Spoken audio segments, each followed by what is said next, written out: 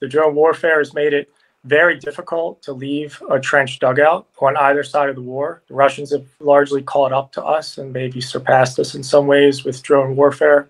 Do you hear the noise? It sounds like a mosquito in your ear, and that's a drone coming. So at least you can hear them most of the time.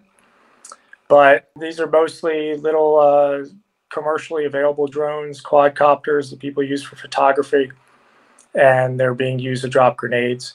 And we do it, Russians do it, but it certainly has changed war. I mean, there's no real way to advance when you can't step out of the dugout even to take a leak without risk of dying from a grenade coming from the sky.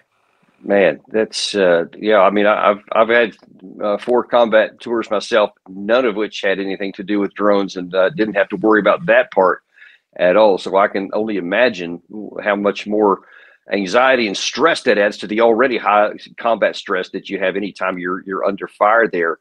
I'm just curious, and if I ask you anything that's operational security, just feel free not to answer because I don't want to put anything at risk here.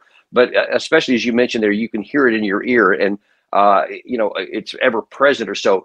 Do you see them, especially if those FPV drones, not the ones that drop the grenades, but the ones that actually are FPV, like Gary was just showing a second ago? Do you hear that in time to be able to take any countermeasures?